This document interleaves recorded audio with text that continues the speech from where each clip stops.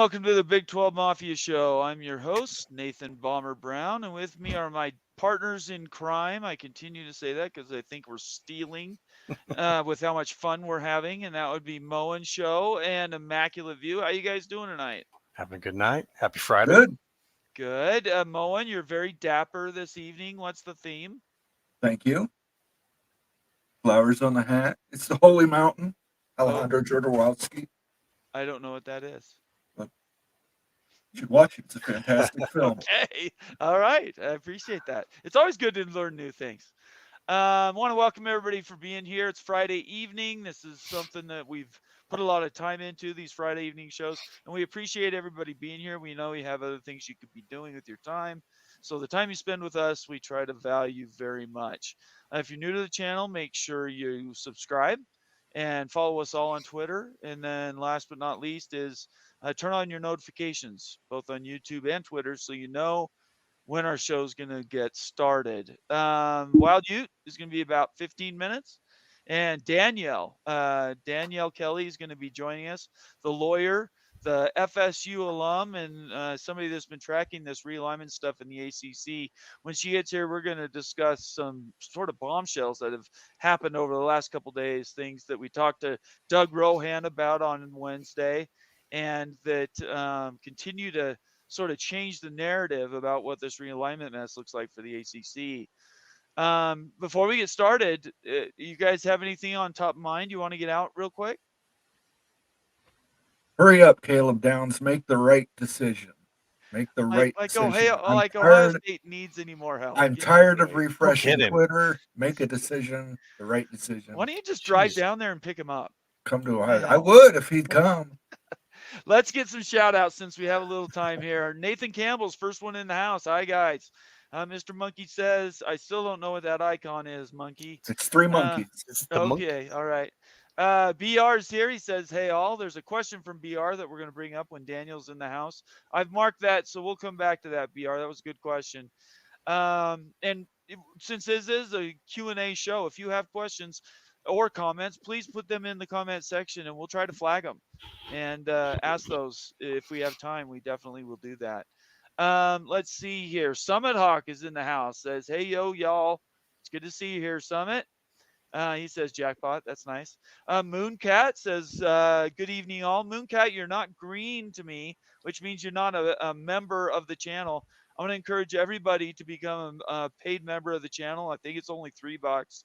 And with that access, you get access to special features that we have in the background that are shorts that we put together that carry details that we really haven't shared with anybody else. And when they come out to the general public, the quality of them is just incredible. So we encourage people to become members.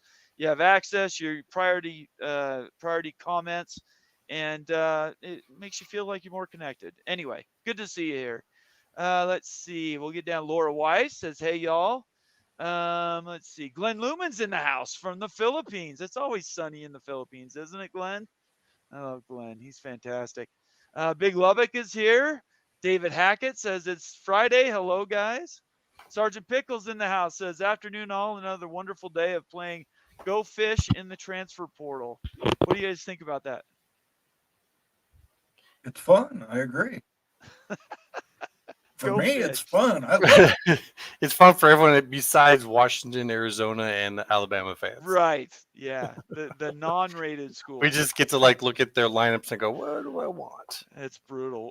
Just open questions since we got a moment here. What do you guys think about the 30-day portal opening? I think it should only be a couple weeks at the most. I don't understand 30 days. What do you need 30 days? I think it made sense when they passed it, and now all of a sudden the way things are going, they're probably looking at going, well, we might have to touch that up a little bit. Okay, because in my mind, 30 days just leaves more extra time for tampering and for other bad things to happen. That's just my opinion. I think when they passed it, it was all about giving those kids a chance. You lost your coach. This is the one who brought you in. This is giving you a chance. And then now they're noticing, there's these unintended consequences to it that, they might have to revisit and touch it up a little. I think you're exactly right. Randy Taylor's here. Yes, she knows her stuff. I hope that's about Danielle and not about her. Immaculate. Because I'm not sure if she does know her stuff. Let's see here. We'll get to the bottom. Rock Chalk 94 says, did state politics get Oregon State and Washington State power invites? I don't think they can keep Carolina and Virginia schools together. What do you guys think about that? Well, there was never a board of governors that met in either one of those states to stop them because it doesn't exist. So it's kind of apples and oranges. I appreciate that. I think that's exactly right. Tony Huey, good to have you here. Tony says, how about US NCAA investigation? Just quickly, my answer to that is Florida is just being singled out for these. Yeah, how can you have an NCAA investigation and play that bad? I mean, you would think if you're getting investigated, you'd have a winning program. Okay. I mean, they straight up like offered the kid like what, $11 million or something. Like it's one of those things where the NCAA is like, guys, you're really leaving us with no choice here. Like we don't want it. We got enough on our plate. Come on. There's something to that. Clint Moses in the house. Expedition Greg is a new member. Good to have you here, Expedition Greg. Says, hey everyone, we appreciate you being here. And then last I'll say is Tony Huey gives us some laughing emojis. I'm not sure which joke that's responding to, but I think it's pretty good. All right. Since we're still waiting, and I'm not sure where Danielle is, I should probably check my messages. She doesn't. Oh, here we go. Coming, have to reset my Facebook password. That's the message I got from Danielle. So she's in Facebook password to hell. So we're gonna delay a few more minutes. Let's see here. Really quick, this comment from Pickles. Don't see why teams that lose their coach don't just have the normal spring portal window. They're sitting ducks right now. Yeah, there might be a delayed action type of a situation because it's just turning into like a sideshow for us. It's like sharks eating. Yeah, it's crazy. So really quick, I want to tell everybody the reason I'm wearing red. I never wear red except for Liverpool stuff. And since my Seahawks are out of the playoffs and college football's over, it's going to be Liverpool for a while. So don't get lost and think you're on a different channel just because I'm wearing red. It just means I'm supporting Liverpool this weekend. They better win because they're number one in the EPL. All right. What's the Liverpool chant? It's right there. It says, "You'll never walk alone." Yeah, there it is. Okay. That was the easy check, right? Well, for me, it's easy. Right. My memory's not very good. All right, let's see here. So let's get to some headlines that we do know that doesn't involve Danielle, and it certainly doesn't involve you. This first thing is this horrible happening that is going on with who am I talking about? SI, Sports Illustrated. So everybody knows, and you probably haven't checked it. That's why you're coming to this show, so you can get caught up on the news. Sports Illustrated shut down today. There's a post that I'm going to post the link to. You're welcome to go to it.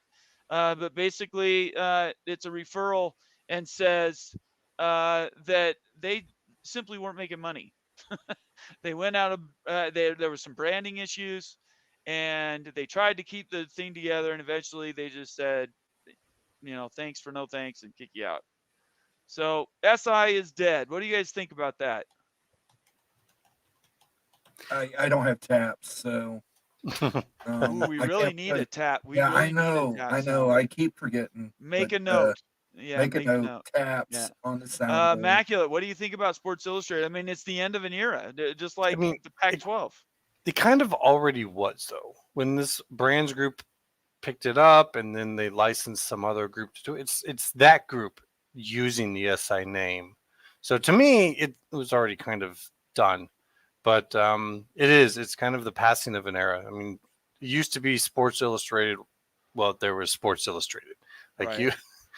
They were one of the leading reporting groups that there was. If you were a kid that followed sports at all and you didn't have an SI, probably a stolen subscription because you applied and then never paid for it. I think I did that a few times.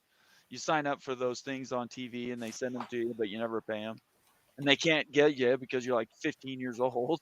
Anyways. Yeah, and it was everywhere. I mean, you went anywhere, there was copies of Sports Illustrated there to read. So Yep. Really quick, are there any questions about Sports Illustrated? Quickly, did you guys see any comments about Sports Illustrated? There's a few people who are just saying, "Oh, too yeah. bad" or something. Yeah. Okay, all right. We do have a super chat from Summit Hawk in the house. Good to have you, Summit Hawk. Let's get a sounder for Summit Hawk. That was legitness. Yeah, it was. Huh? So many Liverpool fans. fans.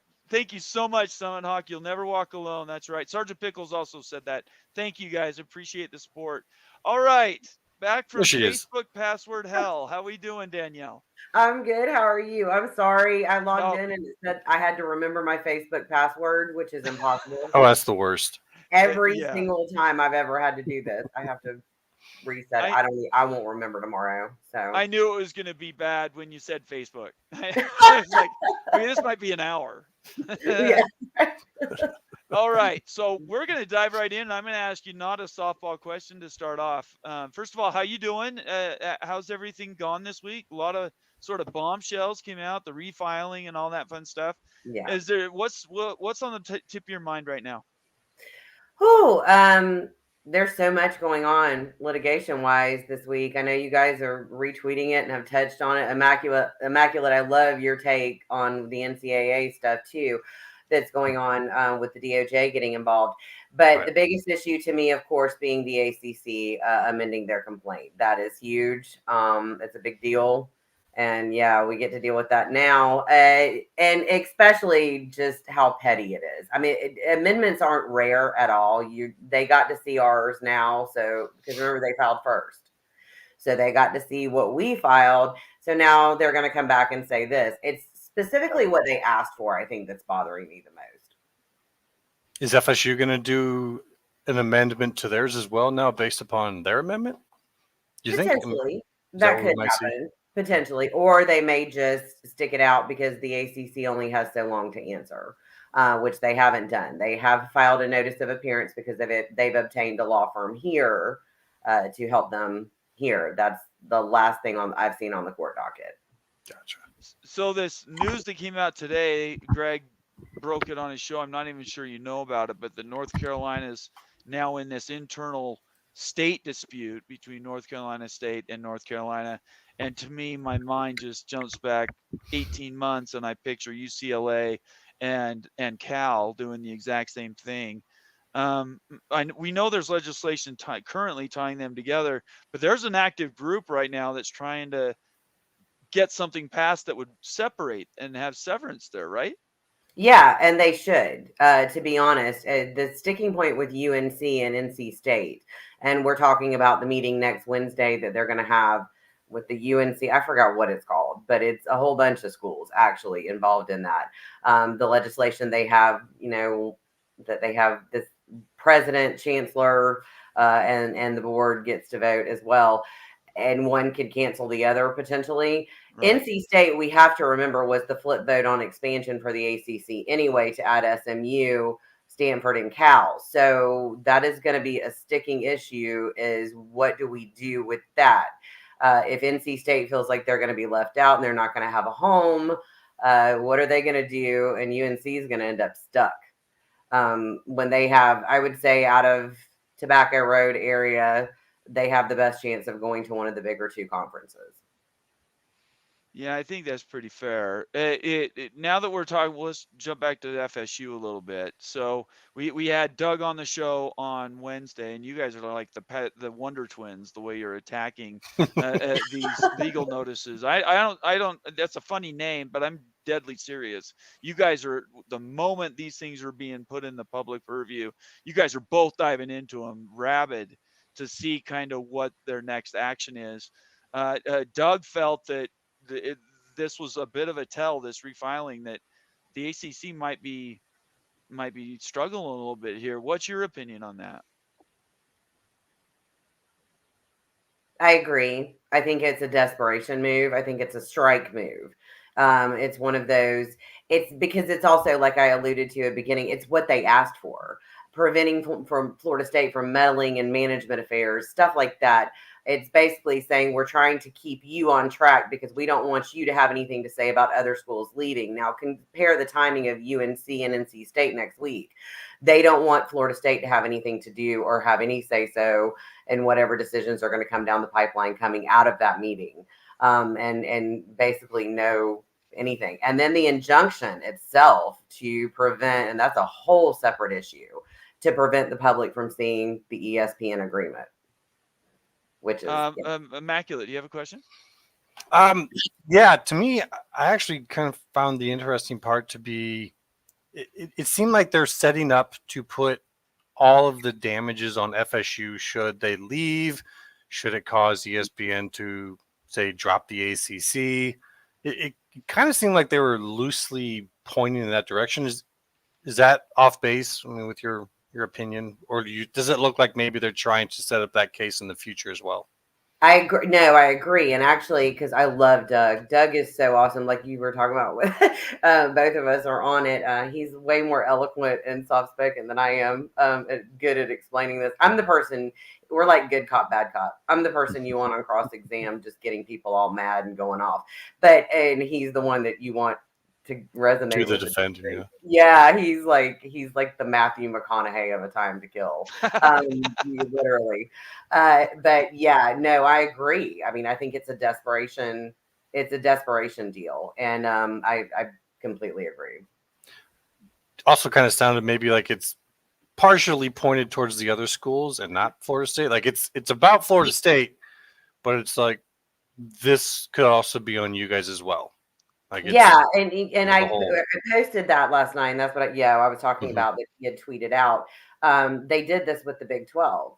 They finally said enough, and then they started contacting schools trying to blow up the whole GOR with the Big 12, and the Big 12 had to issue cease and desist letters. So if Florida State is out of this, not only do I not see them utilizing and accepting that extension that they're unilaterally granted, but I would see them trying to do something similar because they already have the billions of dollar deal with the SEC anyway. What's the point? I've got some questions from our viewers that have given me in the last couple of days and then this afternoon. I thought I'd run by you. This first one is from Daniel Gygax, one of our members. He says, since I don't think I'll be able to listen tonight, can you ask her why there is so much secrecy around the ACC ESPN deal, especially since we know the payouts? It's a great question. And a lot of it has to do with the fact that, and I'm not going to, media agreements typically are kind of secretish anyway. We all know that. But the bigger issue is that for some reason, they don't want the public to see what everybody is signed up for. And that's a really bad deal, especially when you're running into a public university in the state of Florida who has one of the most wide open public records laws you could ever imagine. It's one of those things where it's like in Florida State's, they filed a lot under seal in North Carolina. They haven't answered in Florida yet. And the Attorney General has done her own public records request for these documents to defend it under the rules of civil procedure. Here, we're going to get them too. What they're going to try to do is then they filed an injunction to shut this off now that Florida State cannot divulge this information. Right, which I just think is ludicrous at this point. It is so insane. I mean, but that's a great question. It's bottom answer. They don't want the public to see what they've done. Not only that, I mean, they just signed, like I said, the billions of dollar deal with the SEC. It proves our case. You don't want the court of public opinion against you, which it would be if this agreement was released. Moen. Yeah, I have a specific question regarding those sealed documents. Does this come down to a rule of jurisdiction that when jurisdiction happens, will the say jurisdiction goes Florida State's way, it goes to Florida? Can that Florida judge then unseal those records? Yes, that can happen if venue did change to Florida. We have to acknowledge Florida law and even if it ends up in federal court on state claims, the judge is going to have to acknowledge Florida law on those state claims and what our state law is. So absolutely, they could be. They can fight back. We can hold what we call, in-camera meetings where the judge reviews it under seal. Nobody sees it. behind closed doors. There's no public record of that. But at the same time, that's a really big argument to overcome. Really quick before we go to the next question, I just want to include Laura Weiss, who's our latest new member to the Big 12 Mafia family. Moen's going to hit a sounder for you. Do we have a Texas Tech sounder? We need to find a Texas Tech sounder. Let me check. Okay, all right. Get back to me on that. I'm going to leave her name up there. This next question is from one of our members, BR. He says, after watching the Pac-12, the question comes to mind: if UNC goes to the SEC and NC State goes to the Big 12, does that satisfy the big since NC State would be making more money than they currently are? In other words, would it close the gap enough to sort of fill that requirement? Are you talking about? Wait, explain to me again really quick. So the idea of the law of non-separation of UNC and North Carolina State is they don't want them to go to lesser conferences. Right. So the question is, if they go to the SEC, is there enough of a gap there? Is it small enough where them going to the Big 12 would close that, or would that be too far apart and it would put the separation clause in place? That's a great question. I don't know, because the legislature and all that stuff is so intertwined there. I would say that it might. I mean, it potentially might. I think the Big 12 is going to end up with some of the ACC schools, and the gap will get closed regardless. Right. Because what the ACC is doing is unfathomable. Given the SEC contract with ESPN, Vanderbilt's making what, $30 million, and we're getting 12. Yeah. So yeah, it could and trigger the separation clause. And that's going to be the biggest issue really with this, is what's going to happen next week with those two, because right. Old rules are eventually going to have to break on this. And I think we've seen enough litigation this week across the board, from the NCAA, the Department of Justice, to this, to that, that some of those rules are going to have to break. I think it would be enough. Yeah. Through all of realignment the last 2.5 years, you had Oklahoma leaving Oklahoma State. You had Cal getting totally dropped by UCLA, or Washington State, Oregon, or all these state schools that have always been together, but economics is driving them apart. Every time there was a threat that they were going to pass legislation to keep those schools together, and every time it was beaten back. Here, this is a unique situation. There's already law on the books. What happens next? Do they, they were trying to protect them, but now they're at a point where UNC could get a massive windfall of money. And, do they do a calimony thing? Do they, give money back to North Carolina State? That's that's why it's such a great question, because that could absolutely happen. I could see the SEC wanting UNC. I could see the Big Ten potentially, maybe, because everybody's going to want those inroads with Tobacco Road. So, those are going to be some of the schools to watch. Florida State's kind of out here on their own. Like, I think Florida State fans, I've already discussed the SEC versus Big Ten thing. I think that Florida State is in the mood right now just to get out of anything related to ESPN. Yeah. That's my take. I would do that. That's my advice. Yeah.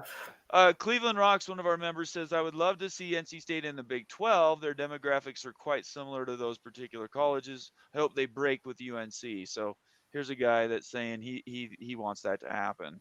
I agree. I mean, I think it's a good landing spot for them. I really do. We just need them to be wise enough to acknowledge that and accept it. Like I said, they were the flip vote on expansion to add SMU, Cal, and Stanford. Desperation leads to poor choices. Amen to that. Tony Huey says, what is the ACC NCAA hiding? Why do they want what don't they want everyone to see? That's a great question. It is a great question. The reality of the situation is we don't know. The grant of rights that we see online that everybody has, it's like, what, 2 pages? Right. That was issued, but it was actually in a public records request from a North Carolina reporter, if memory serves. So that kind of tells me something about North Carolina public records law. However, that's short, and it keeps referring to, as I've discussed consideration, the thing that binds the contract. You got to get something and I got to get something out of the contract. Otherwise it's one-sided, as the ESPN agreement. And that's the one we don't have. That's the one we're all battling over, and that the ACC has now moved to keep from the public eye. Cleveland Rocks with a follow-up. He says, NC State, Louisville, Pitt, and Clemson or Miami to the Big 12. Let's go. What would Florida State, if they had a choice, if they were asked by the Big 10, find a travel partner, who would Florida State pick? Miami or Clemson? Or somebody else? Maybe they want Louisville. I don't know. I would, and here's, and I know I give my Canes a hard time, always, but I would have to say, for market purposes, Florida State would be establishing Fox in the Southeast for the big time. So there's really no reason I can see to justify bringing in Miami necessarily. I think you would be better off establishing, because the SEC at that point will try to establish an inroad with the Tobacco Road Carolina schools. I think at that point Clemson would be the better option. However, the SEC holds their rivals, South Carolina, and the SEC would make a push for them, no doubt. That's it's so interesting. Before I go to the next question, Moen, I want to welcome Ute to the stage. It's nice to have the Wild Ute finally with us. Ute, do you have any questions for Danielle tonight? Not at this point. Okay. All right. Well, then just sit there and look smart. Because that's what you are. You're much smarter than I am. Sergeant Pickles, another comment, says, if UNC and NC State can be separated, I think it instantly becomes Florida State and UNC to the big. Good take. I would agree. Because I think you're going to want the Florida school. You're also going to want something out of Carolina. And I think that makes the most sense. It establishes a big market there as well, which is the biggest fear right now, is Fox all up in the Southeast, but it's going to happen eventually. Open question to you guys. What do you think happens with UNC? Do they go to the SEC or do they go to the Big Ten?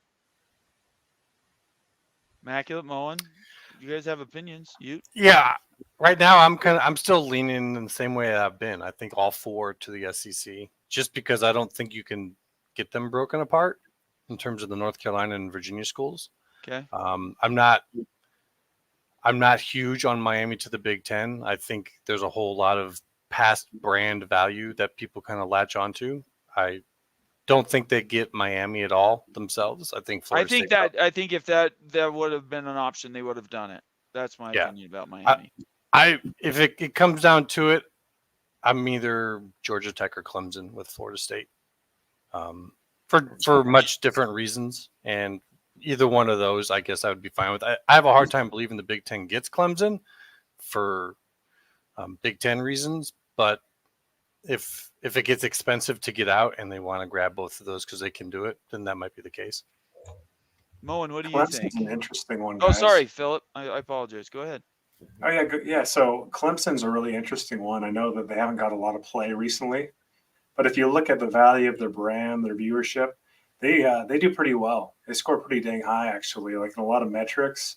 Danielle, you're not going to like to hear this, but they actually score higher than the Noles in a lot of ways that you can look at it too. Clemson, guys, Clemson brings those recent national championships. They bring a new market to the Big Ten, academics wise and stuff. They're not AAU, but they're decent academics. And viewership's pretty good there, and the brand's pretty strong. So Clemson brings a lot more to the table than we all realize. I think that up front in this process, we all understood it, but over time that we've kind of forgotten it. And I still think that Clemson is a very valuable asset on the board. I agree. Danielle, yeah, go ahead. They're Clemson. There was nothing to, they're them and Florida State both are the two top gets out of the ACC. I guess if you're looking at it from a market perspective, that would be the two that you would want to go after. However, I still think the SEC would have Clemson big time before. If the ACC goes bust, is what I'm saying. I think the SEC is going to want Clemson. They're in that rare situation where they have South Carolina, but yeah. Adding Clemson gives you inroads to basketball and stuff like that too up there. on the Tobacco Road scale. And that's always been the ACC mindset anyway. That's how we're in this mess to start with. So there you go. This stuff is just fascinating. I just want to put Miami out there. I think Florida State and Miami are the obvious add. For long-term planning for the Big Ten's eventual 24, you want to have Miami to add for a rival for Notre Dame. We're gonna have to drag Miami with us, I guess. Yeah, Please no. South and North. Moen's on the Miami train. He's been on it for a while since they got AAU status. So it's well. I mean, and not only that. I mean, if you're, and I see that argument too. Like a lot of people break it up where we're going to debate whether we're going to get this one Florida school and then go after a Carolina school, or what's going to happen. And you don't need 2 Florida schools for that market. Not necessarily. I mean, with the Big and Fox coming down here, go big or go home, take the whole state of Florida by taking them both. Gators obviously are locked into the SEC, but yeah, I'm not even going to, that's a whole nother subject today, but with the NCAA investigation. But yeah, so, I mean, I can get what Moen's saying on that. Rock Chalk, one of our members, says, regardless of where they go, staying in the ACC is suicide for athletic departments. So that's the larger question. Let's just, and we've all been assuming for a while, Florida State is out, right? They've already basically said they're leaving. What are the very next 3 things that happen, you guys? What do you think is the next thing to cause the next rift? Who do you want to go first? I don't care. Just somebody answer. Doesn't matter. I would say, well, what happened when Colorado said something? That's probably pretty similar to you're going to see happen in the ACC is what everyone's been saying, the rhetoric, it will change. Right. So that said, to get to that point, let's see how the rhetoric changes. People who've maybe been saying nothing will start to talk. People have been saying that they're not interested will be interested. It changes things. It's going to change the valuation of the ACC deal. Right. We might see at that point ESPN comes out and says we're not taking the 2027 option. A lot could happen after FSU. So I think we're all kind of sitting here watching that. But this UNC thing happened on Wednesday. That could also affect this going forward. So we'll see if they're in play or not. Moen or you? Yeah, I think what it's going to come down to is if anybody's got the chutzpah to stand up to the ACC along with Florida State. I think that it was a clear shot when they did Florida State, shut your mouth. We're going to take away your voting rights. That was directed at Florida State, but it was also directed to anybody else thinking of getting out of line. So will somebody else step up and step out of line and say, no, this ain't right, we want out too? Or will they just remain silent and reap the benefits? What do you think? So are we certain? So the vote here on Wednesday in North Carolina might tether UNC and NC State together. That is our understanding, right? That's what. Well, they're already tethered. Yeah, but it's all pre-existing. There's already a law in the books that they are tethered. It's not like Virginia. Virginia's different. They're not tethered, but they can't leave the ACC without getting permission from the Board of Governors. So, and the Board of Governors just said that they want, or some of them said that they want to see them stay in the same conference together. So, I don't think it's law. Just to kind of make that clear for folks. But Danielle, is that true? They wouldn't need to. I thought the law was already on the books. They wouldn't need the vote. No, I don't. No, I'm asking Danielle. I always understood it that way, that the legislature and the rules, and this is like a really weird makeup of, I was trying to read it earlier today about the chancellor and the board of trustees and everything that's going to happen next Wednesday and who can trump who. It sounds like a whole bunch is involved in any vote. I mean, it sounds like they're pretty much tethered. I think you guys, I agree with all points on this because we're going to find out soon. Right. But at the same time, like Moen was saying, like somebody comes out and says, that's enough. We've had enough. The problem is you're depending also on UNC to do that. When Florida State went very vocal last August and was like, here's which now they have a problem with in the amended complaint, apparently, that we did that, and went very vocal. Clemson was like, okay, we're on board, kind of. and so many media forms. UNC, that was when their guy got up and said, Florida State needs to hush, blah blah blah. So I don't know. I don't know if anybody is going to have, what was Moen's word, the kahunas? I don't know to do it. And if they all just end up voting and staying locked together, I think it would be a dumb move for UNC to do that, though. It would be a horrible move, Danielle. It'd be so foolish to do that.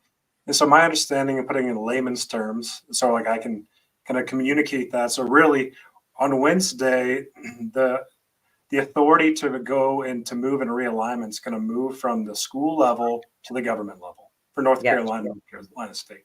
That's what we're talking about here, with a big kicker that North Carolina State cannot be devalued through a realignment move through UNC, right? That is the big idea here. The North Carolina State cannot be devalued. So if I'm UNC here, this complicates matters, but it doesn't eliminate the opportunity to go to the SEC without NC State. I still personally think that there's zero chance NC State gets into the Big Ten or the SEC. Zero chance.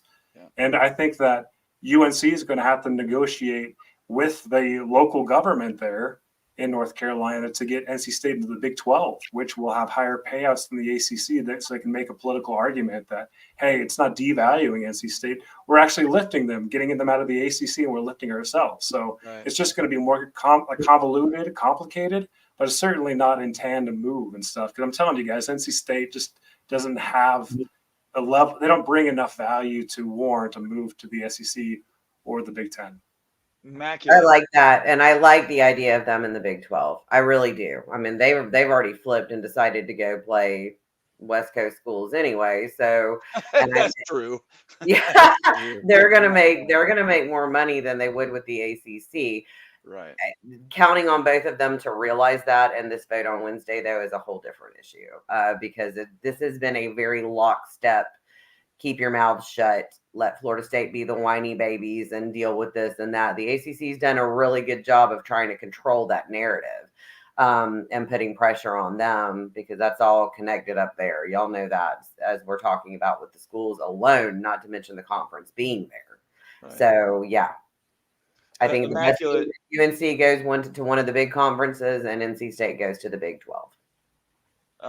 Immaculate has a little different way to look at this. I want to give him time to maybe explain himself. Yeah, in the article, one of the board of governors members said that they would like to see the two schools remain in the same conference going forward. So my take on it was that there's not an actual law in place that holds it, and they want to. It's funny, they're having a vote to empower themselves to force those schools to come talk to them. It's really quite silly, and maybe should even be startling to people that you vote to empower yourself.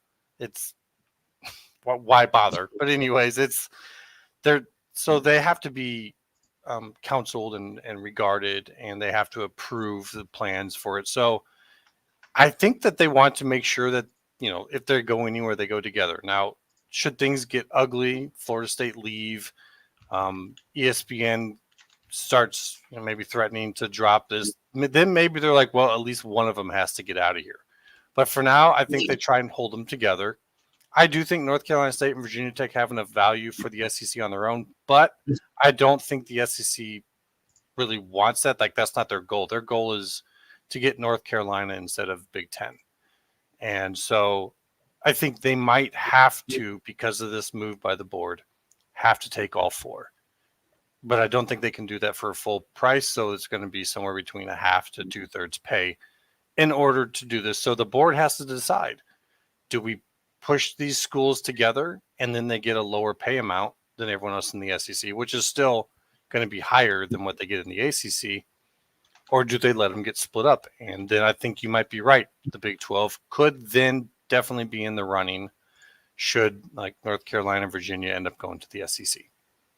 I just wanted to say, for the first time, we've got people watching us on Twitch, which is fantastic. And I want to shout out all those people on Twitch that are currently watching us. It's a new platform for us. There's not a lot of people on YouTube that broadcast on Twitch as well. So we're really happy you guys are here. Spread the word. Let everybody know what we're doing. And welcome to the Big 12 Mafia family. Really, really appreciate it. This show's going places, and we want you to be part of it. Make sure you leave comments and let us know how we're doing, because we're here to listen. Sorry about that. I needed to just call that out. I thought that was pretty cool. Thanks, Moen, for letting me know that. Tony Huey has another question. Do you think the Big would push for and I'm going to answer this right after I say it, but push for a FSU, UNC, Georgia Tech, and UVA and Clemson cluster in the Southeast? That'll allow them to add Notre Dame to keep the number of teams even. My opinion on that is I don't think the Big Ten goes past 20. But I would let the Big Ten guys answer this question first. What do you think, Moen and Immaculate? We think Moen. Muted. You're muted if you're talking. Sorry about that. Where's Notre Dame?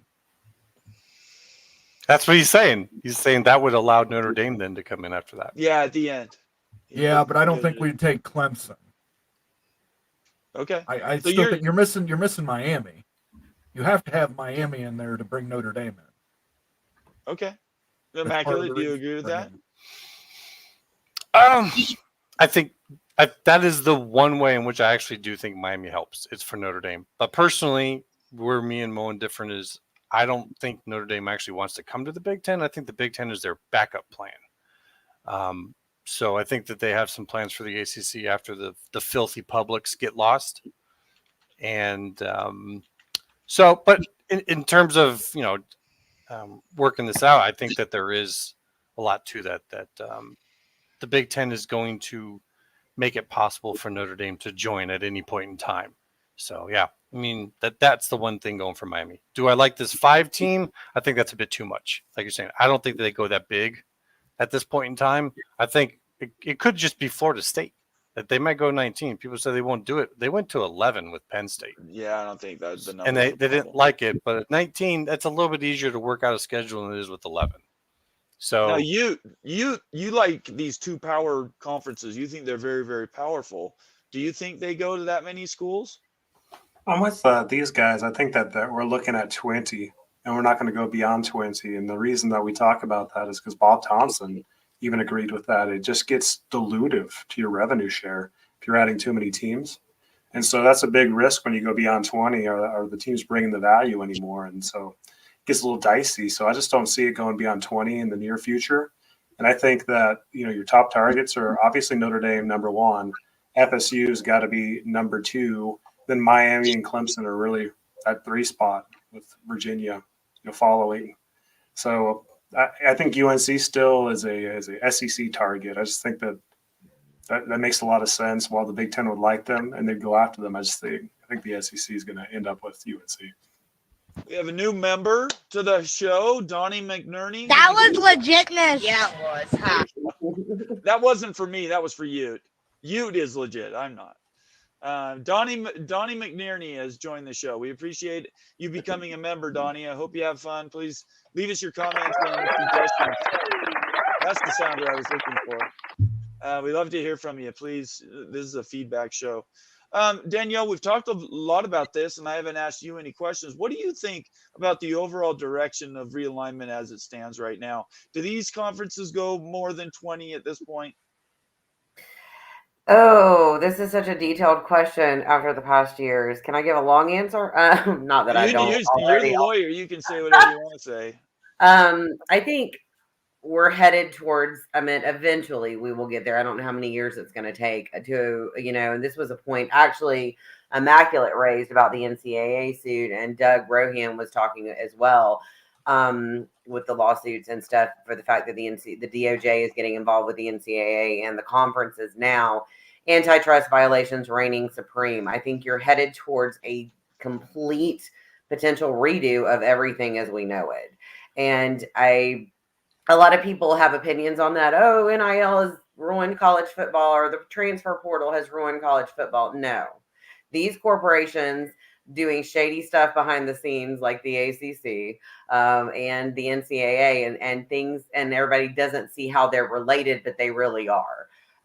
Is set themselves up for this. And that's why I'm kind of shocked that people don't understand. If you look at the NCAA model over the years, they always picked and chose their battles anyway. A lot of schools got away with a lot of big stuff, and a lot of schools got penalized for smaller stuff. They've always been pick and choose. Leading into NIL, they continued that behavior. We're gonna go all out and fight over an EA Sports game by all means.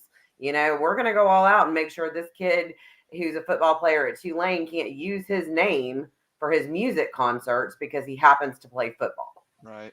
They didn't pick and choose wisely, and they got smacked by the Supreme Court on antitrust. And that's exactly what needed to happen, because lawyers, we don't make law. The judicial branch, we don't make law. We interpret already existing law, and they were in violation of it for years. So that is one aspect with the DOJ getting involved with that now. Now you also have Florida State suing the ACC on antitrust violations.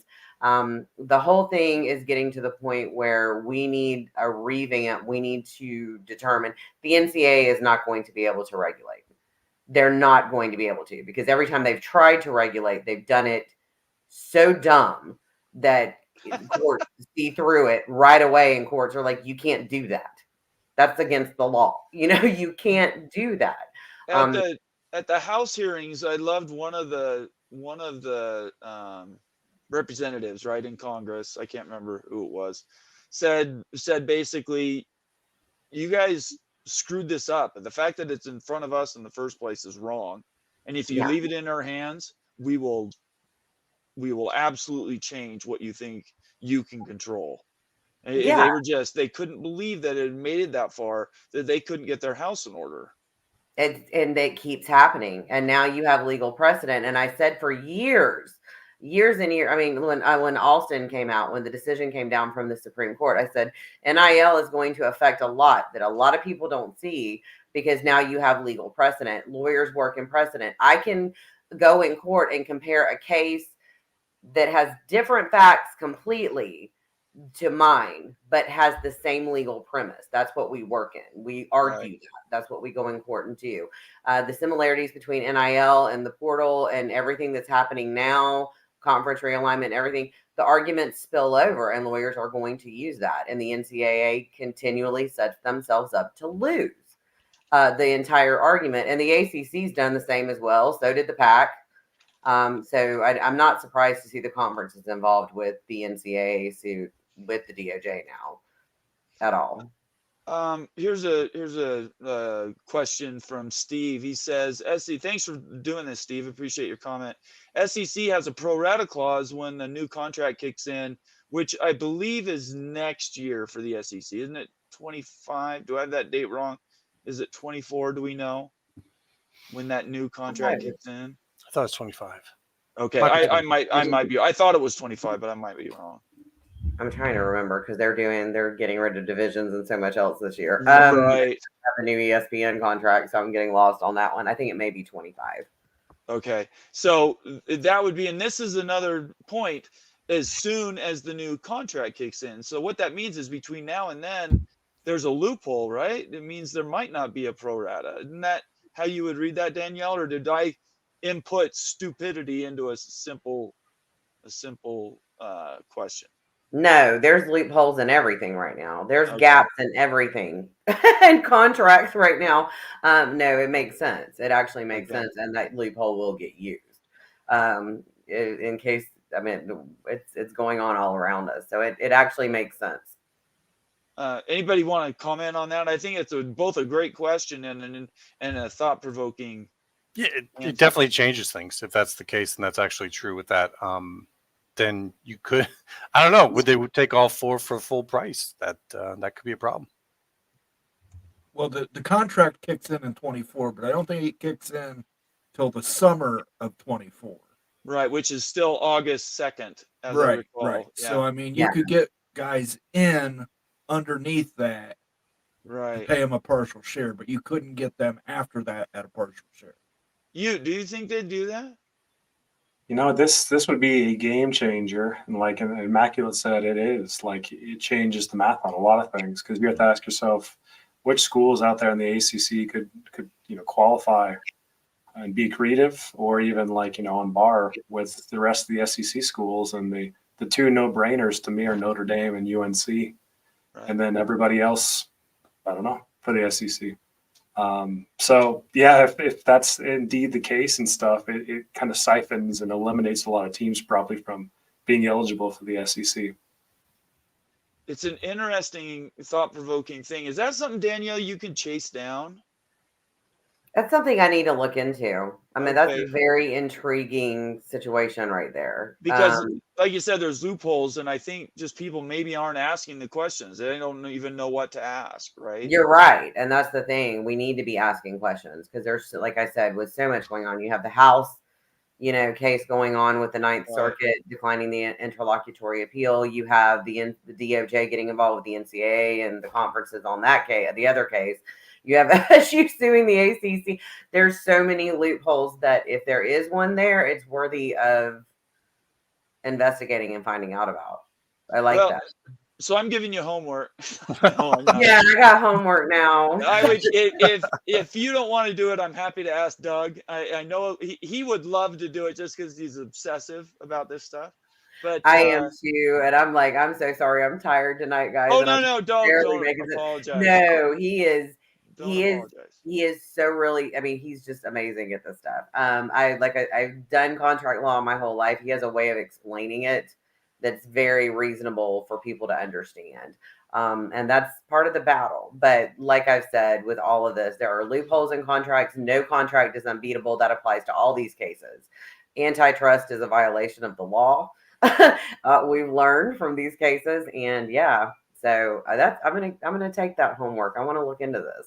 Awesome. Nice. Well, thanks, Steve, for bringing that up. I think actually where we ended up is opposite of where you came in with your question or comment, but it was very thought-provoking. I think it'd be interesting to find out if before execution there might be some room to maneuver there to bring in schools that otherwise they wouldn't be able to do because they'd cost too much.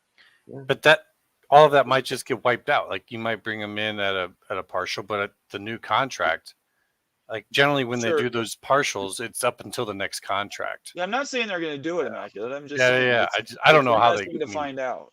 Right? If it's 24, I think that might be a problem. Danielle, I have kept you for an hour, and I don't want to burn you out. I know you are super tired. So I want to thank you very much for coming on tonight. I know it was an extra thing. You probably had so much other stuff going on. You giving us 55 minutes is incredible. Do you have any questions for us? Is there anything that we can help you with? Honestly, no. I love your takes on Twitter. I seriously, I'm enjoying the conversation. I'm enjoying you guys bringing light to all these issues, and not just talking about Florida State versus the ACC, but all of it. Right. As a whole, because it's all dynamic and changing, like we've talked about, from the DOJ issue to the House case to this to that, and looking at it as a whole from a whole different perspective. I'm thankful to all of you. It's always a pleasure.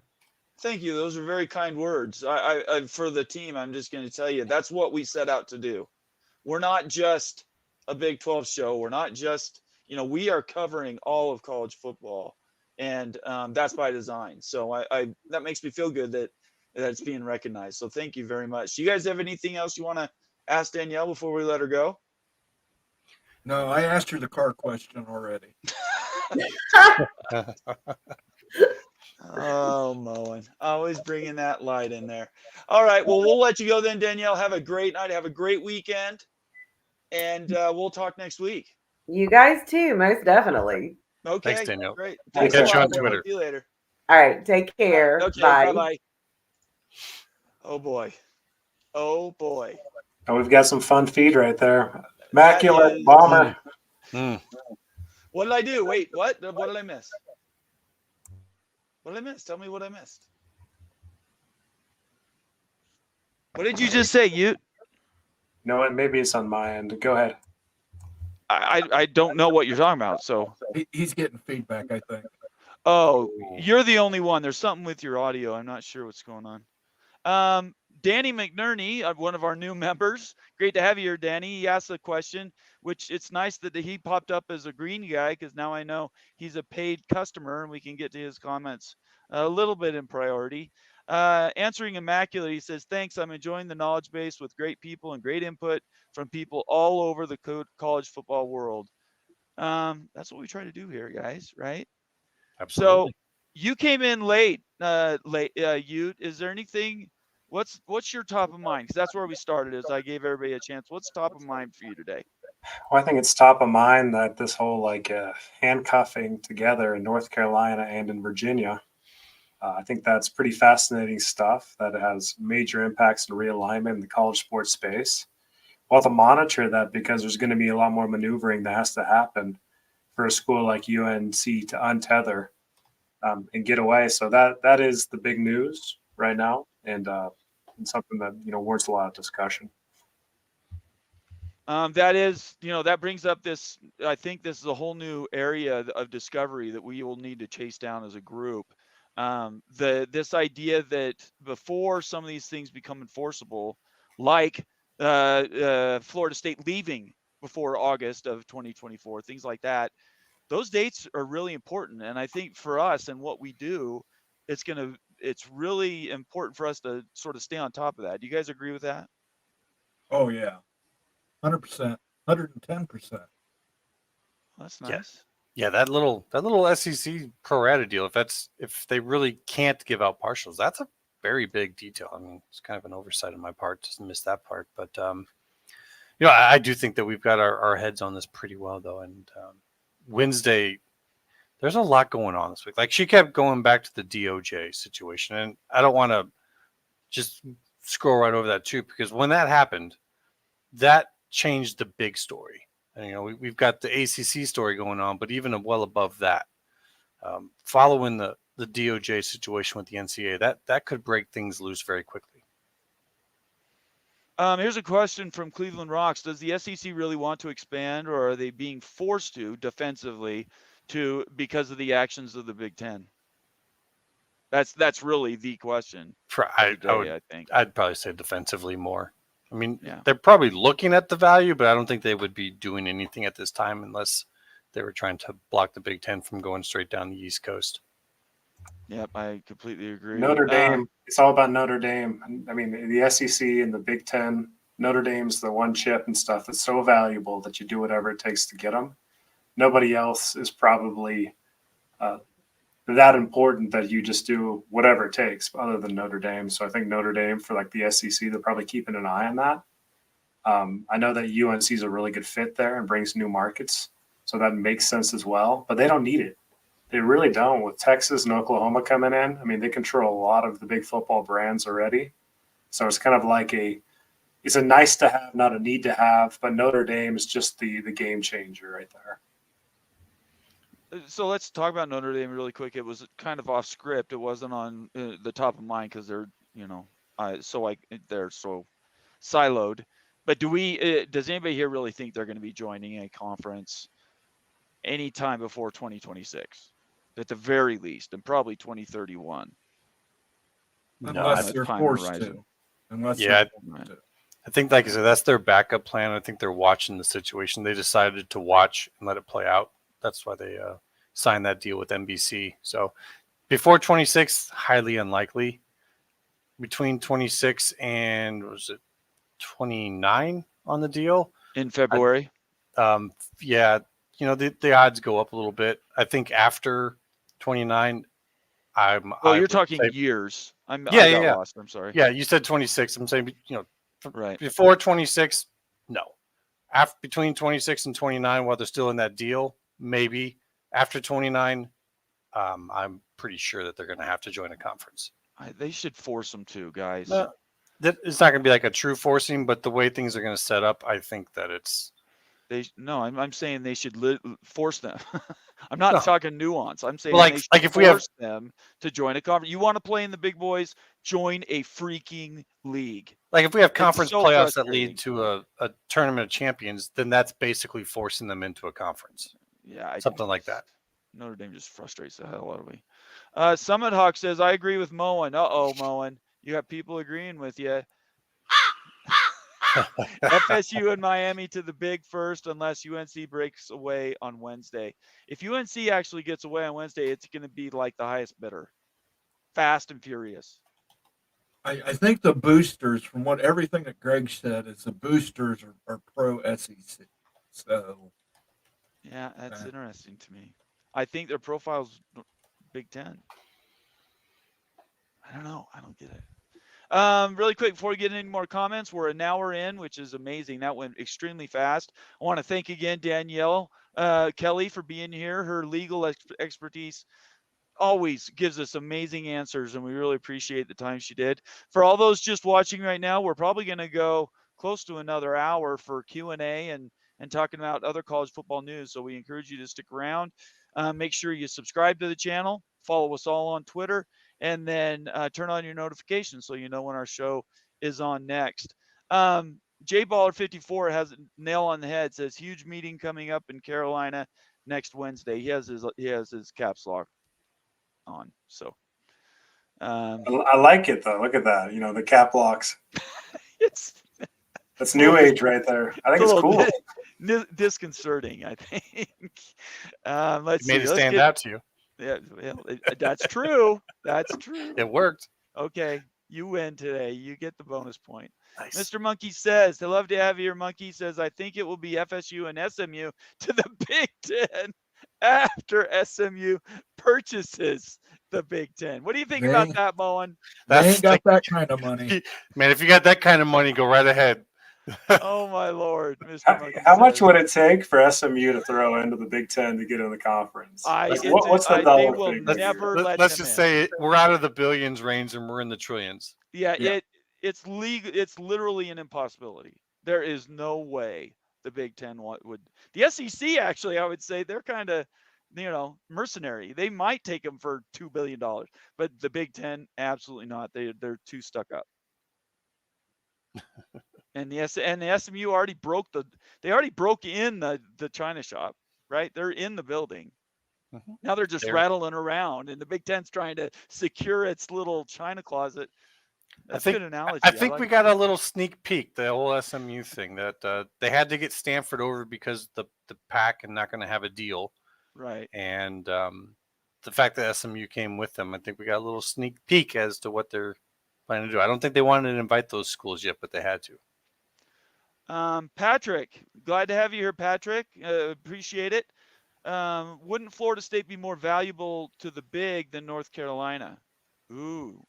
Man, that's a great question. I'm going to ask you directly. It depends upon what you value, but go ahead.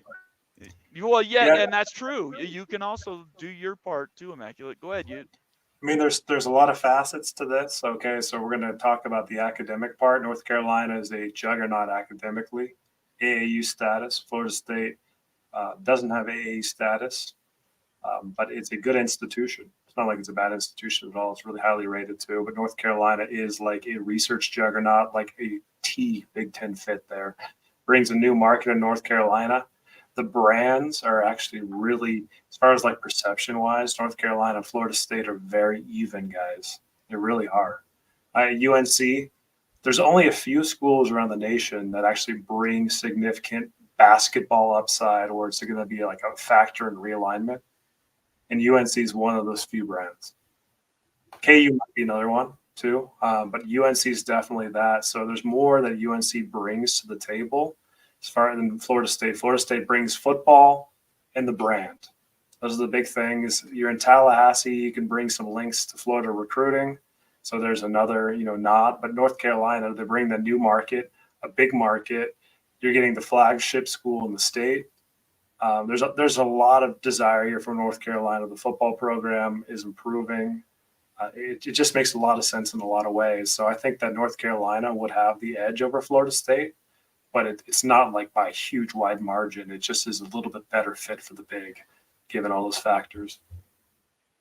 Okay, now Immaculate, you can put your spin on it there. He actually nailed it. For the Big Ten, I would say North Carolina, but that's not a shot at FSU at all. And for the Big Ten, which is trying to build up the football side of things, we saw with the Oregon. I think Florida State would be the Oregon pick, and North Carolina would be the Washington pick. If I'm going to compare to something so people could kind of understand what they would look at. Washington was always agreed upon and looked at by the Big Ten. So to them, I think they valued that higher than Oregon. But Oregon was what got Fox to say yes. And so, to say which one is more valuable, I don't know if you actually could. It's to who? Is it to Fox? Is it to the Big Ten? North Carolina to Big Ten, Florida State to Fox. Basically, Fox Sports University of the future. There we go. Very, very sharp. Moen, you want to say anything to that? Yeah, I think that's a great point. Value is, its beauty is in the eye of the beholder. Right. Most people wouldn't pay $5 for this hat. My bank account's $5 later. How much do you pay for that hat? I paid $5. He just said. Out of the goodwill. Summit Hawk, another one of our members, says Mr. Monkey says Leopold Stang, he's talking about the football coach at KU. New stadium with improved football and blue blood and basketball. Big would love KU at a partial share if they go to 24. And this is one area where I totally agree. I think if they do go that big, some of the schools that people are assuming they're going to take on the East Coast are going to be supplanted by a few, maybe one in Texas. Kansas is certainly on that list. What do you guys think about that? Yeah, go ahead, Immaculate. You don't just agree with me? You were just supposed to say, yeah, I agree. I do agree with you. I do think Kansas at some point in time could be on the list for the Big Ten when they're right. In the future, if we're looking to go back to divisions, if we're now allowed to have more than just 2 divisions, I think Kansas rounds out that Midwest division. As of right now, no, because they're looking out east. But in the future, maybe. I've got them in my 24 list. I think it makes too much sense to add Kansas. They have natural rivalries with Nebraska. You can make a rivalry with Iowa. It's all corn out there. That's all anybody has out there is corn. There's some wheat. There's some wheat. I've never seen it. All I've seen is corn. Kansas. For miles and miles. So they have natural rivalries there. AAU, solid basketball brand, which we really need more of in the Big Ten, is a solid basketball brand. Yeah, I like Kansas to the Big Ten. Yeah, Kansas is kind of similar to, in a lot of ways, Indiana in the Big Ten, I think. And Indiana's a blue blood basketball program. Right. Like they're up and down in football. Kansas is kind of the same way. You add a new market like the exterior of Kansas City. I know, Moen, you've talked about that a lot before. I think that if the Big Ten goes to 24, it could get really interesting because there are a few schools that you'll want to consider. KU is certainly one of them. TCU is a school you need to consider. I think that Arizona State and Arizona are schools you'd want to consider. I think the University of Utah also, the schools that you'd want to consider. And, all those schools would probably be vying for one spot at the end of the day in a 24-team scenario. And KU might have that upper hand. It's just going to be in the eye of the beholder, like these guys have said.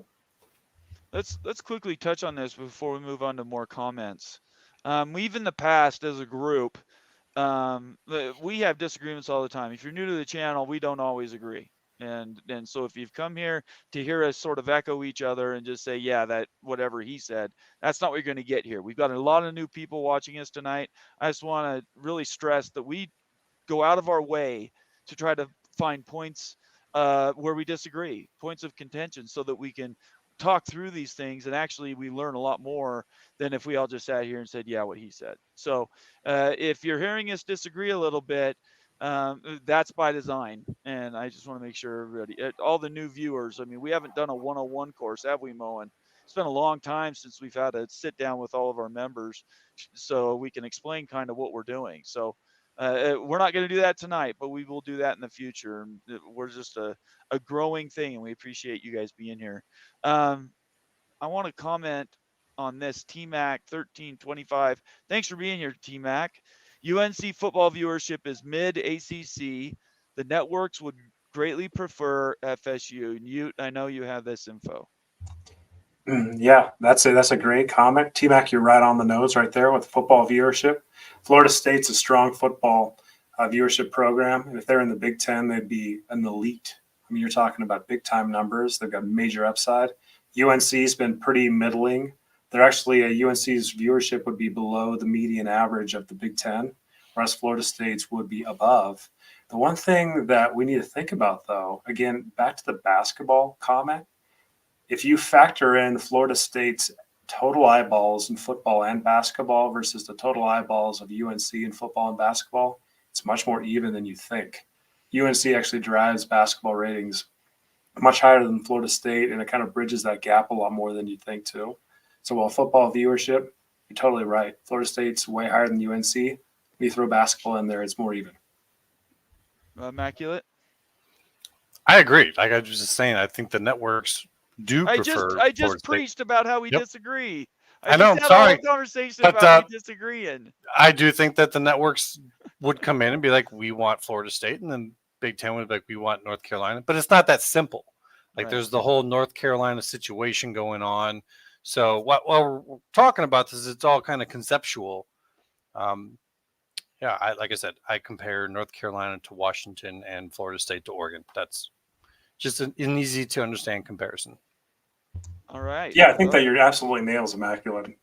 Like all with those comparisons right there. I mean, Oregon and Florida State are so similar.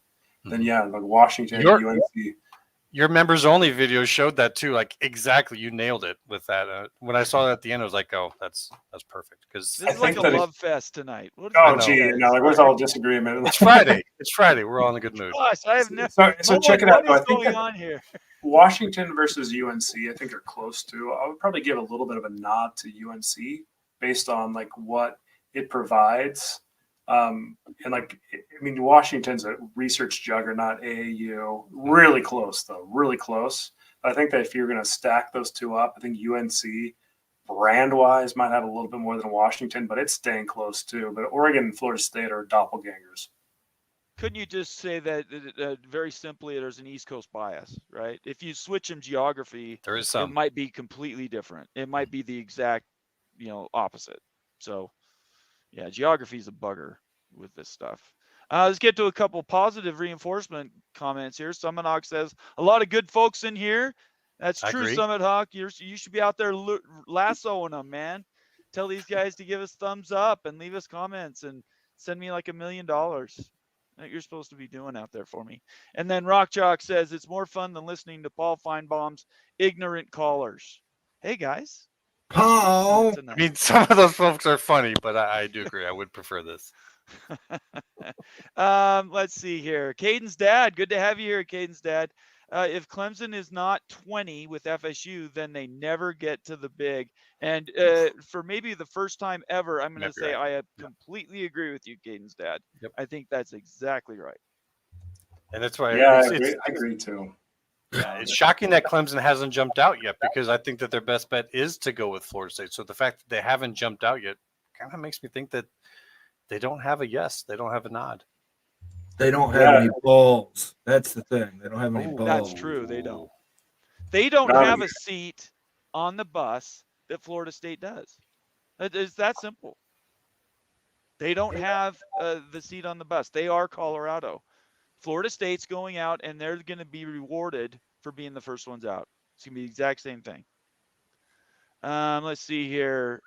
Cleveland Rock says, Mo and many Buckeye fans are not happy with the O'Brien hiring. I didn't have a note to bring this up, but it is a good question because I made a comment on Twitter. Personally, I think his offense is very vanilla and boring.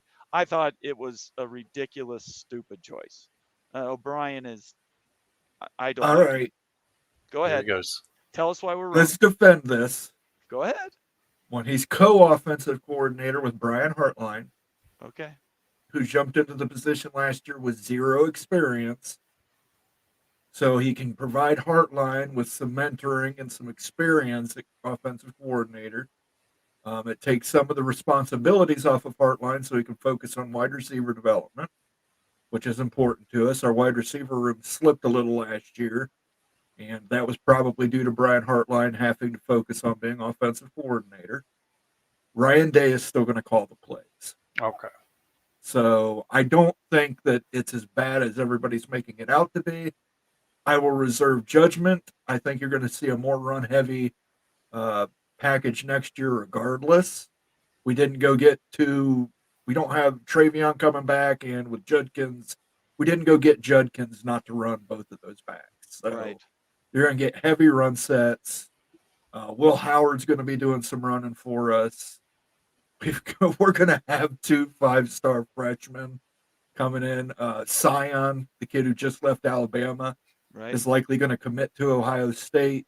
I don't know where that leaves us with Aaron Nolan, but I think he has to come to Ohio State. So you're going to have quarterbacks galore. Somebody's going to have to leave. I'd imagine 2 of them are leaving. Kleinholtz will probably leave, and Caleb or Browning will probably leave. But I'm going to reserve judgment on Bill O'Brien. I think there's some good qualities, some bad qualities. We'll see which. If we get the good Bill O'Brien, I think it'll be a home run. If we get the bad Bill O'Brien, it'll be a bad season. I think it's good that he's not calling plays. I think Ryan Day is going to hold on to play calling. Yeah, you better. I just, what do you think, Ute? Bill O'Brien, Ohio State. I think Bill O'Brien's a pretty safe hire there. I think that it just feels a little odd, a little bit to me. Why he'd bring Bill O'Brien in with all of his experience, his vast experience, and then coming into Ohio State. But if he can recruit, then I guess it'll make sense. Ohio State's loaded, it seems like, and plucking a bunch of Bama kids, kind of like Florida State. Right. So there's that. I've got a question for Moen. Is that Marilyn Monroe in the background there? There's a woman in the background. Yeah, right over He's got there. a couple, I think. And I think he's a Swiftie. Why don't you just get out of the way and we can see who they are? I could just take off the hat. I think he's a Swiftie. Is that You Taylor? look good, Moen. That's all I'm saying. Don't listen to these guys. Summit Hawk is gifted 5 of the Big Summit 12 Hawk is such Mafia a Network champ. memberships. Now I can use this. That was legitness. Yeah, it was. Huh? That is fantastic, Summit Hawk. Your kindness, you continue to support us, and we really, really appreciate it. Moen, explain what they can do to get those gifts. Yeah, make sure you click on the thing in the chat that says accept the gift. You can also go to join from our homepage and go to the 3 dots up there and select your gifting options and auto opt-in. That is amazing when we see that stuff, and we really appreciate the activity. Everybody being part of the show. That's what we do here. Super chat that we got from Rock and Rant, $4.99. Good. I just want to say, make sure if you receive that membership, make sure you thank Summit Hawk for giving you that membership. I'm sure he would appreciate that. Thank you very much for doing that. I apologize for not doing that myself, Moen. Thank you. Let me get this organized because I don't always see who those gifts go to. Let's see. They go to Congo and King Spleen and Daddy Noel. All 3 of those were gifted memberships. Thank Summit Hawk for those things. Let him know you appreciate them. And then please consider passing it on. Pay it forward. We encourage that here. We have a super chat. Rock and Rant. Thank you very much. Rock and Rant. $5. In celebration of NCAA Gator Tears, Rashada is the gift that keeps on giving. Great jobs, Mafia, as always. Yeah, we touched on Rashada earlier. Anybody want to say anything about these new charges against Florida? Well, no. Let's see how it goes. It's just one of those things where it was just so egregious and so huge that I think the NCAA is just like, we're going to have to do something about this. It was just a really bad, ugly situation. Everyone was talking about $11 million to this kid or whatever. And it's kind of, that might have been a bit too much. What you think? Comment? Yeah, this is par for the course, guys. Like, if you're not getting a level 1 or 2 violation, you're not doing something right, as we know from Michigan. Exactly right. No, I'm dead serious about this, guys. New reality. I'm very serious about this. We haven't talked about that Harbaugh contract. Right. Bring it up. Let's go. Yeah, so the Harbaugh contract, has language in it that if a level 1 or 2 violation hits the program, that he can't get fired for cause in Michigan. Right.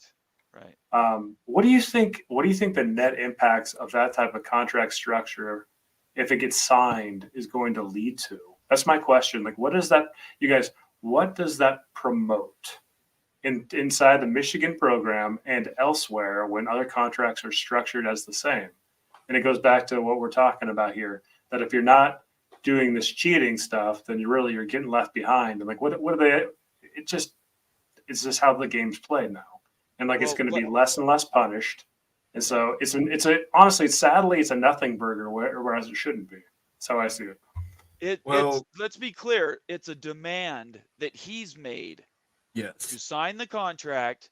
He has demanded that stipulation has to be put in. Michigan did not offer that to him, and none of the NFL jobs he's interviewed for, as it was reported, have offered to give him immunity either. So that's why he hasn't signed and left anywhere, is because nobody's granted what he's trying to get, which is a free out for being a cheater. For what you did the math, it's at least 4 years, right? Well, yeah. I mean, if he runs off to the NFL, it's basically free and clear. No. There are things that happen to a college coach if they leave, and there's major penalties. With it happened with Pete Carroll. There were things that happened while he was a Seahawk coach. Like fines? Yeah, it was some penalty. Like he couldn't go back and be a college coach, for instance, for a number of years. And they just made there were show cause. There were a few other things. It's not. And they just passed new rules too, which are basically should be called the Harbaugh rules. Right.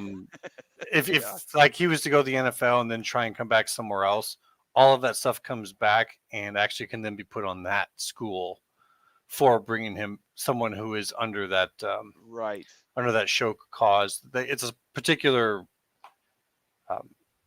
status that they put on you. So yeah, they but I mean, if he leaves, it's not like it's a legal thing. So he's kind of free and clear. He took a second interview at the Chargers too, so I think he might be about ready to head out. The fact that he had the maize and blue balls to actually request something like that is telling, guys. Like that's what I'm talking about here. Is like, if you're not pushing, here's the big idea: if you're not pushing the boundaries, you're going to get left behind. So you got to do it. That's how the game's played. That's how Michigan won a championship right there. And Harbaugh's trying to even wiggle his way out of it. And if that ever gets done, if that contract language gets included, you better believe that most coaches that have any salt and have names they're going to have the same type of junk, and they're going to pull this stuff all the time.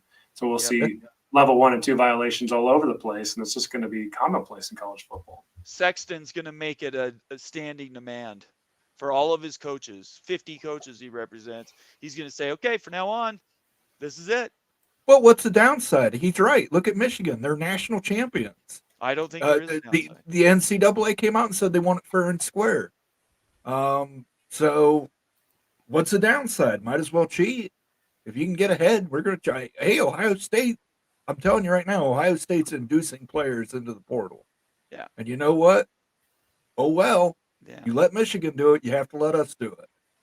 Agreed. You can make the argument that, unfortunately, if you're not cheating, then you're going to get left behind, and you're not doing this is a really sick comment, but winning's everything in college football if you're a coach. So if you're not cheating and giving your school the best advantage that it can with limited penalties, then you might not be getting the maximum wins and doing your job effectively. I'm serious, guys. It's sick to say, but that's really where we're at. And unless something changes, I mean, when you see something like, violations coming from the Gator program, it's almost like just a laugh and applaud. You're doing something pushing the envelope. Well, what about when Baker basically patted himself on the back saying, see, what we did with Michigan made it so that them winning the championship was valid. When I saw that word salad, it's just like, really? Baker is a complete idiot. Can I just say that?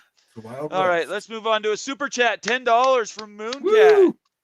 Very Thank nice. you Thank so you. much. Mooncat, you got to get yourself one of those memberships so you show up as green. I like green people. I like seeing green people. He says, since people think it is a possibility and more likely a foregone conclusion, why would the Big or the SEC double up on either North Carolina and or Virginia? That's what I've always said, Mooncat. In my honest opinion, there's actually no need for them to expand. Again, I agree with you. I think the SEC wants to stay at 16. All right, Immaculate, I know you have some divergent ideas on this. Why don't you explain a little more detail why you think that might happen? Well, I think right now the play is all about Florida State. They're going to get out. They're going to affect the value of the ACC considerably when that happens. Then folks are going to have to kind of readjust their thought on whether, staying in the ACC is a valid option for the future. So while right now it looks nice and cozy and everything's great, that's going to change in the future. And when that happens, after that they're beat up, that's when you might see the Board of Governors say, well, we might have to let one of these schools go then if neither conference is willing to take both. And then at that point in time, UNC and Virginia might then head up to the Big Ten. So if you're the SEC and you're looking at the situation and you're running out all your scenarios and you see that as a possibility, you might have to use this opportunity now to make sure that the Big Ten just doesn't go straight down the East Coast. Because if they get Virginia, North Carolina, say a Clemson GT, and a Florida State or a Florida State Miami instead of those, they're in your they're not just in your backyard, peeking around. They are there, and it's their turf too. And I think that's pretty serious. So maybe the SEC will agree with that. Maybe they won't. We'll see. But I think that if they're looking at the situation going into the future, that now is the time. Anybody else want to dive into that further? I think talked about Immaculate a covered couple it. times. Yeah.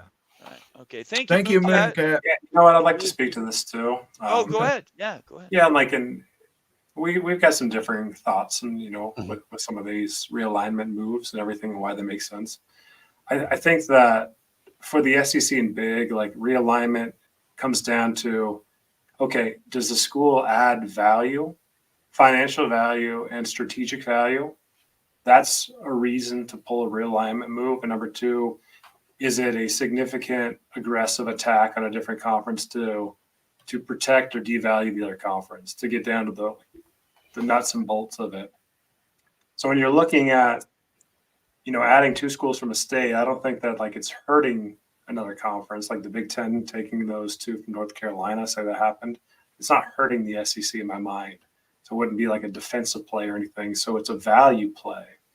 And then in my thoughts, and I come from the financial world, it's just a dollar game. Does that school qualify for more media money in the media distributions? Is there strategic value for the ad doubling up on schools? Because you're talking about a pretty big wad of cash. Let's just get down to it. If the SEC is making $75 million a year in media distributions, adding North Carolina and North Carolina State's $150 million a year in payouts, bare minimum. Do those two schools that are on a combined basis warrant that? And, maybe UNC does, but NC State, in my opinion, certainly does not. So it doesn't make a lot of sense. So I don't think it makes sense to double up in Virginia or in North Carolina for that reason. Just there's not good strategic value there or a monetary value. Really quick, I want to shout out another Ryan Willie is given 5 gift. Good night. That was legitness. Yeah, it was. Ryan, thank you so much. Since you've started following the show, man, you've been a great community member, and we really, really appreciate it. Hey, Bomber, Ryan Willie's a Wisconsin fan, so we'll have to give the Badgers some kudos out there. The Big Ten. On Wisconsin. Say what you want to say about Wisconsin. Yay or nay. I actually am not. I'm not turned off by Wisconsin. I think they're. As an Iowa fan, can't cheer for him. Yeah, they got Luke Fickell as a coach. It can't be bad. All right. No, Let's shout out some of these people that got gifts. Rock and Rant was gifted one earlier. So was Gary Chadwick. And then with these latest ones, they are still sitting out there. So I need people to take and claim those gifts that were just put out there by Ryan Willie. Moen, explain what they need to do to claim those.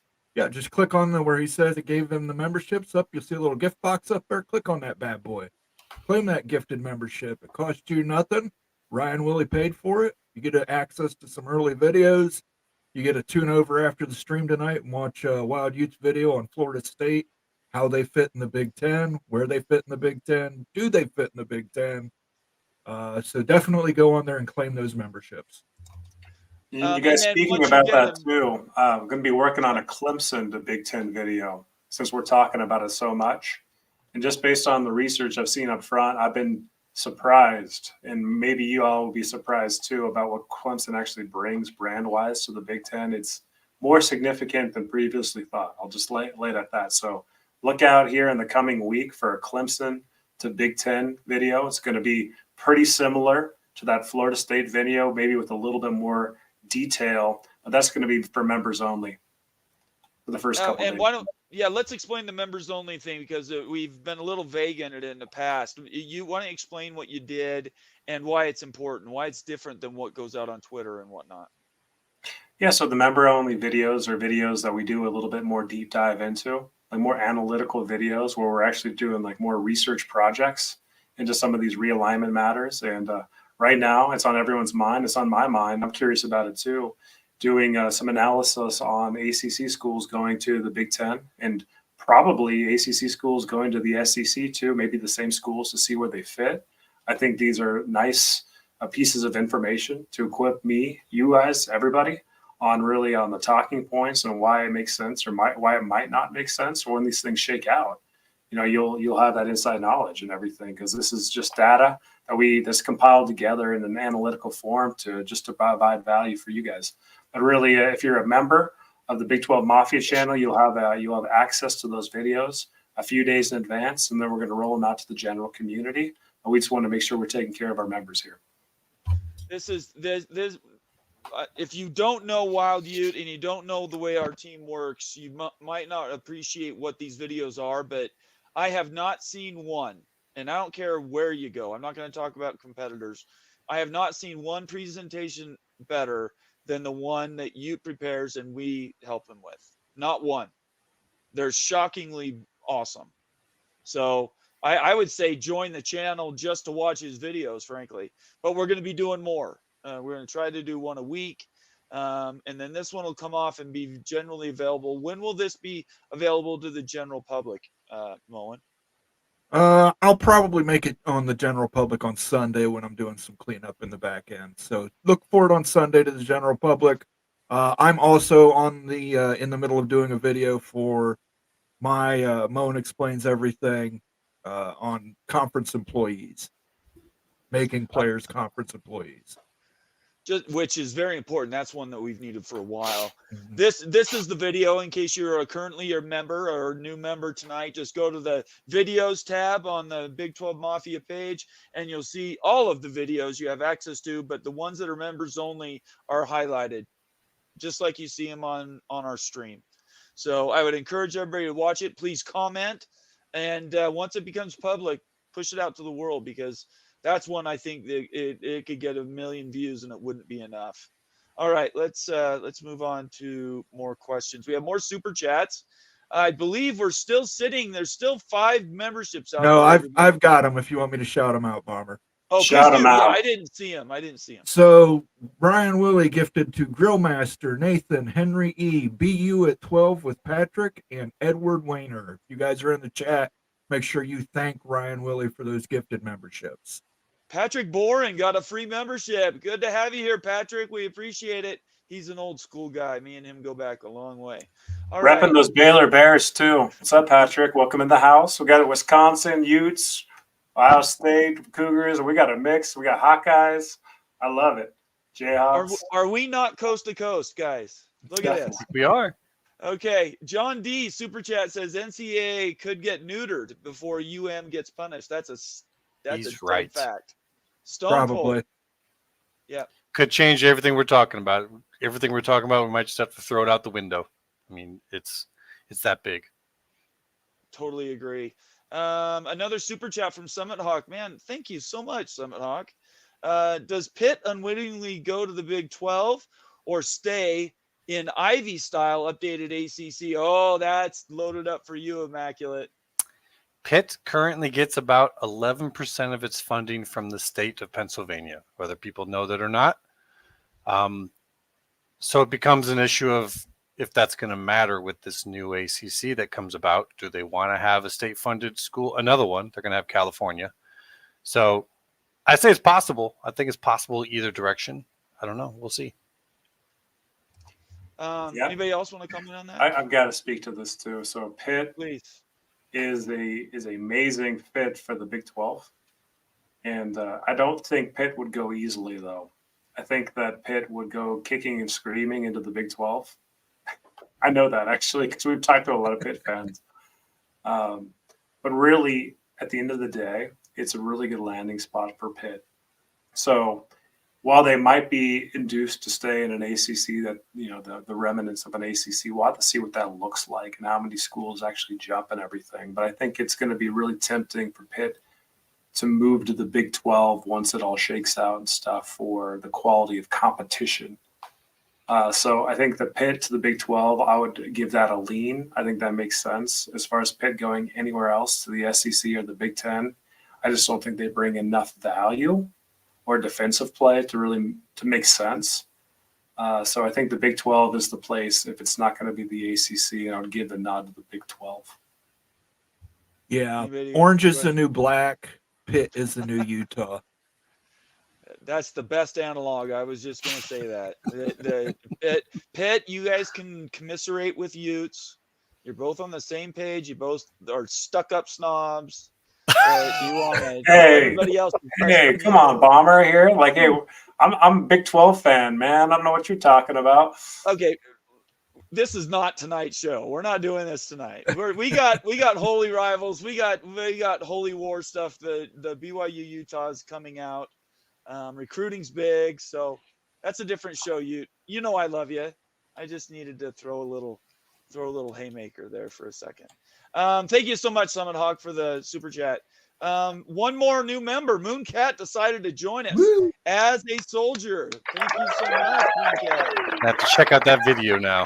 Yeah, now go watch that video. That's what he paid this $3 for, is to go watch that video. Go check the video. And then let us know. Soldier status, Mooncat. And I'll tell you this, like, hey, Mooncat, a lot of folks are sleeping on the Mountaineers this year in the way too early rankings for the Big 12. It's kind of shocking and stuff. I think that you're getting a little shade over there, but I wouldn't bet against the Mountaineers. No chance and stuff. So I'm just saying that others see that. Others see that. You're not alone in seeing that. You're getting a little shade, but have a good year. I warn you, when Utah has to go and play at West Virginia, take body bags. They are mean. And that's all I can say. Let's see here. This one, right? No, we already did. Oh, no, a super chat from Ryan Willie. Do you think the Big can poach KU out of the Big 12? The Big fans are friendly rivals. It's not a matter of if they could poach them. They would just take them. They wouldn't ask permission. Kansas would leave in a heartbeat. Yeah, drop tags and run on. That's basically what would happen there. Yeah, that's kind of an old that those talks happened quite a while back. I think this conversation warrants a little bit more discussion. We talked on it a little bit earlier, but KU to the Big 10. So, Moan, do you mind doing an overview on why that makes sense, possibly in a 24-team scenario? Okay. I'll just touch on it briefly. The Kansas City market, the media bleed-through rate is astounding. And I didn't even realize it till I looked at the media bleed-through rate for Kansas City. You bleed into Missouri, you bleed into a little bit, it goes from all over the place. It's really quite astounding how much media market Kansas City is. It's good for the media viewers. Secondly, it is a basketball brand. The basketball brand is huge. It's a top 5 basketball brand. That's something that the conference desperately needs, is more basketball brands. We haven't won a national title since 2000. Almost a quarter of a century. Yeah, that's Michigan State in 2000 was the last time the Big Ten won a national championship in basketball. Our ladies basketball team has only won one, and that was the Purdue ladies. We're in desperate need of basketball within the Big Ten. Is it as valuable as football? No, it's not. But we need some winners and we need some losers in the football ranks, and we need some winners. We need some winners in the basketball ranks. So we will take Kansas for the basketball in a 24-team scenario. That was very positive until you threw at the end. I'm just saying, Kansas, while they have Leopold, they're coming up. I've already said Kansas is my team next year. If there's an upset in the 12-team playoff, Kansas will be the team to do it. There we go. But I'm just saying, historically, Kansas has been very low on the football ranks. Right. They're making big investments. They Their new football facility that they built with the weight room and everything, and then now the stadium. That's what you want to see. Like, it might not be talked about as like a football power, but those investments go a long ways with administrators when they see you willing to do that. And they It are makes sense too, because like they'd automatically be the best team in the Big Ten of basketball, no doubt about it. Yes. 100%. Yeah. And then as far as like a research band, like Moan and Immaculate touched on earlier, AAU status, which is a big deal for the Big Ten. They're a research institution. They've got a medical hospital right there, so there's a lot of advantages for KU in a 24-team scenario, and they'd definitely be a strong candidate. And like the football thing is really the only holdup.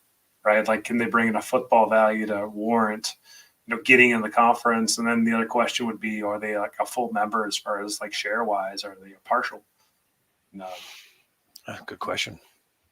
I think they would be partial. They would have to be partial.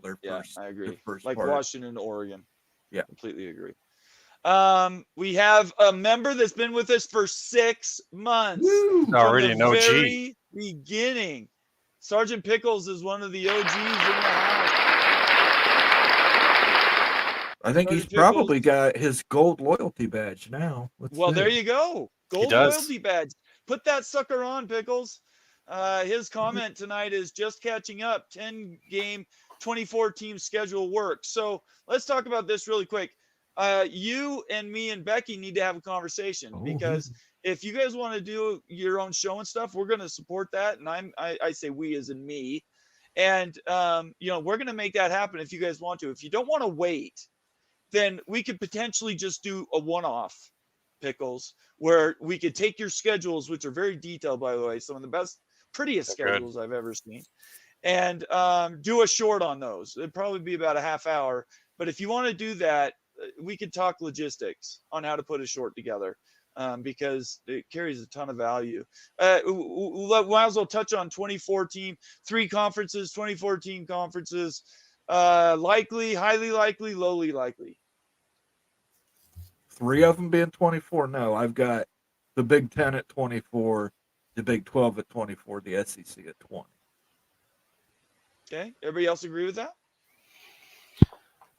I'm kind of up in the air right now. I need to see some things happen. I used to be 25-5, but some things are about to start happening, so I'm just kind of up in the air. No, I like logically, I'm at 20-20-20 for the 3 for now.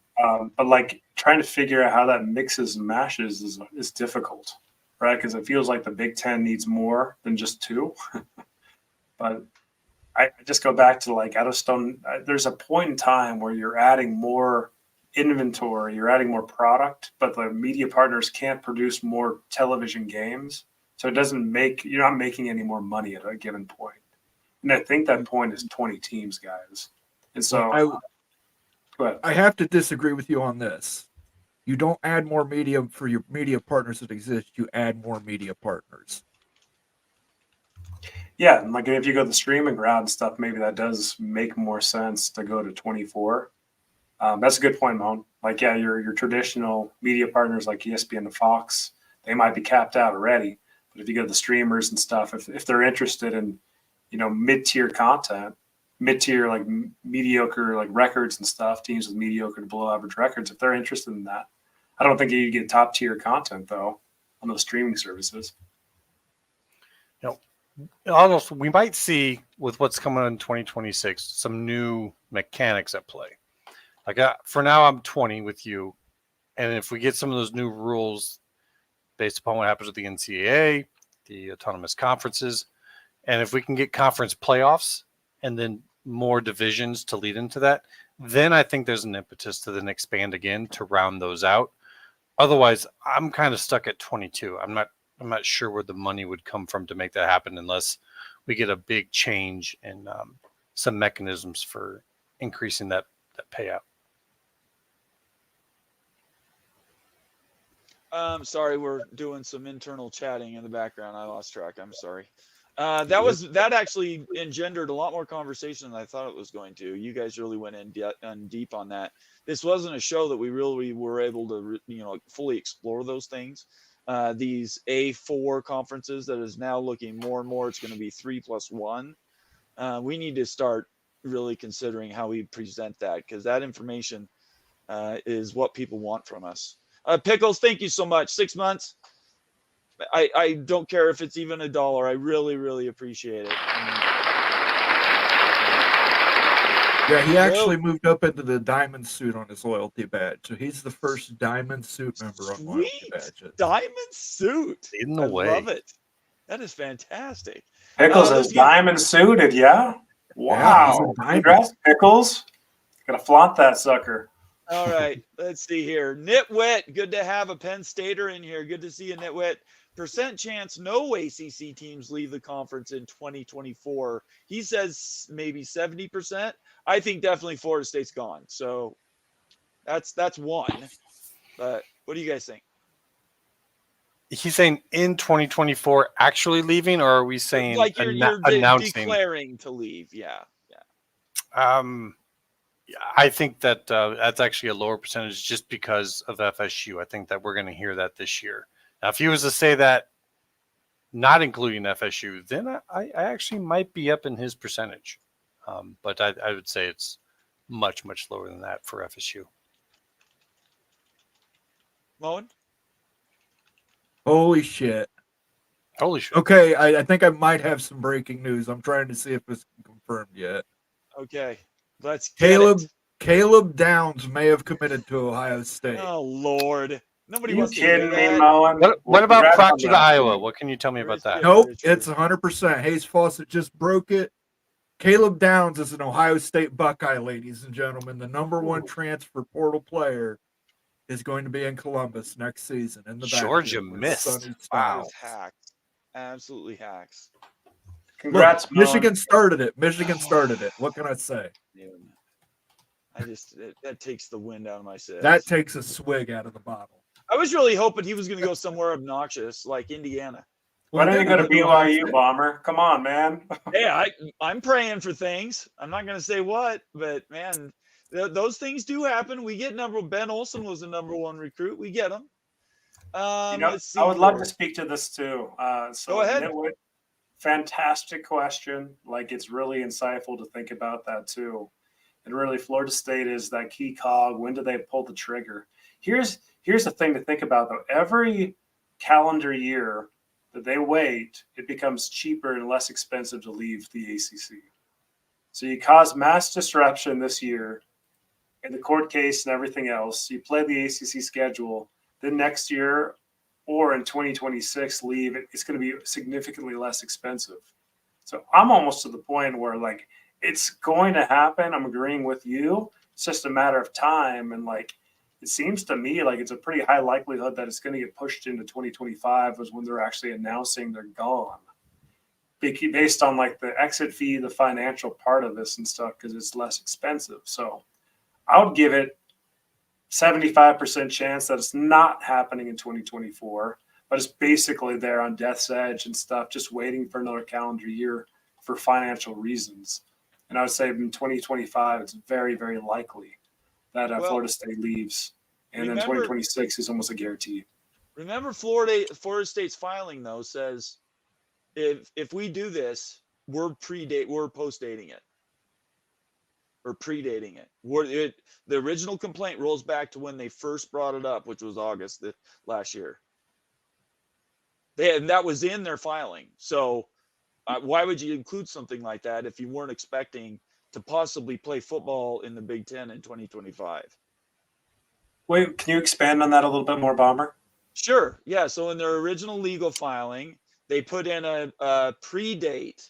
So basically they say, we're letting you know now, but all of our stuff is going back to when we first talked about this and raised concerns in August of 23. If the judge finds in their favor. If the judge finds in their favor, they're gone as far as 23 goes, which means they're playing football in 25. I don't know why you'd include that if you weren't expecting to be gone. Yeah. If and they August win this year is the big thing because they have to be declared. So they don't get, there are additional charges that wrap over after August 14th, I think. A great point. Yeah. And not many people paid attention to that. We covered it here, but it's really sort of I don't know how much we talked about it. Immaculate. Yeah. They asked in the filing, they asked that if should they get their judgment, that the judge then find that they have already given their saying that they're leaving the conference, and that's the thing that's in the bylaws that you have to do in order to leave. You have to have given notice. So I don't know if the judge will actually give that to them. I don't know if that's possible, but they have asked for that. So if they win, yeah, they could possibly be already considered out by the time that already finishes out. So we'll see. Doug Rohan, by the way, thought that was interesting when we first talked to him. He thought that was kind of an extraordinary ask. Yeah, it's so a big one. We'll ask him again when he comes back. We'll see if we can get more details on it. Casting for Chrome is officially a member for 3 months. Woo! Rocking that Gold Club loyalty badge. He's moved up to the Gold Club. Gold Club. That is fantastic. Put that sucker on, Casting for Chrome. We appreciate you being here and your loyalty we don't take for granted. Will another school leave with FSU at the same time, similar to what happened in the PAC? I'll let you guys go first and I'll answer last. You. Yep. So I think that the PAC scenario was different than the ACC scenario based on like the contract length. So like the PAC contract was up and it was expiring out. So there was no, grant of rights that we binded ourselves like in the PAC to additional media, to additional content being on media rights. So in this case, since the ACC contract goes into the future, the distant future, it's very different. It's harder to unbind than in the PAC. But there's still like that human element where you freak out and you see your neighbor. Like we know, like Casting for Chrome is a Oregon State fan. So I remember when Colorado first jumped over to the Big 12 and stuff, what kind of havoc that caused. Because then Oregon and Washington jumped to the Big 10 and it created that cascade effect. So I think something like that does happen on the fear-based human element. I think that Clemson and Miami and UNC are the schools to watch for that. And if they lose multiple schools, then maybe it's more of a cascade effect and stuff, and it would cause a renegotiation of the ACC contract with ESPN for the media rights. So there could be stuff that goes on there, but it is a bit of a different scenario. It's harder to unbind than in the PAC. The PAC there was no commitments anymore for the PAC. You can easily leave the conference scot-free. So similar in some ways, different in others. Immaculate. Well, in terms of saying similar to the PAC, what happened with the PAC was the Big Ten wanted Washington. Washington's long been vetted. I mean, it's 100% a Big Ten style university. And I think the networks said in order to make that possible, they needed Oregon. Now, the difference in this situation is that FSU is the Oregon. So do they need another one to go along in order to, get the networks to sign on? Probably not. So it really comes down to what's going to be the price of exit. Whether that's by settlement or judgment, that's going to maybe determine who else could even feasibly, pay to get out at the same time. So I think that's going to determine, could another team do it? That I think so, but it could also possibly just be FSU. Mo, when you have a quick answer, we need to buzz through some stuff here. Yeah, I think you will have it depends. Okay. It depends on if anybody's willing to stand up before Florida State makes their settlement. If nobody's willing to stand up, it'll be Florida State alone. And then they're going to all have to work out their own settlements, and who knows how long, what time frame that's going to take. And what a disaster. Just the disorganization of these other schools. No matter what happens at the end of this, we're going to look back and say, I definitely think we're going to hold some schools to account. Like, how stupid were you? Right. You couldn't catch the bus. Florida State is the shark and they're pilot fish. They don't want to be sharks. Yeah. Like, what are those fish that suck on and get pilot fish?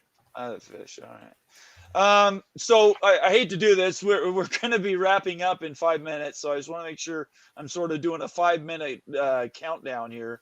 We're going to buzz through some super chats and then we'll sort of do last comments. Nathan Campbell, really quick, says, Balmer, do you guys ever see two SEC and Big Ten absorbing the Big 12? In other words, taking the pieces, gobbling them up, and now we're two big ones. I think it's too unwieldy. Okay. You? So the question here is, would the Big 12 basically hemorrhage off two teams to the SEC and two teams to the Big 10? That's my understanding. No. He's saying that they're going to split the Big 12 apart and absorb the Big 12. Yeah, they're going to rip it apart. Understood. I just don't see that happening based on like the valuations. I don't think a lot of the schools can, make the bar for the valuation. So I have a hard time seeing that one. Okay.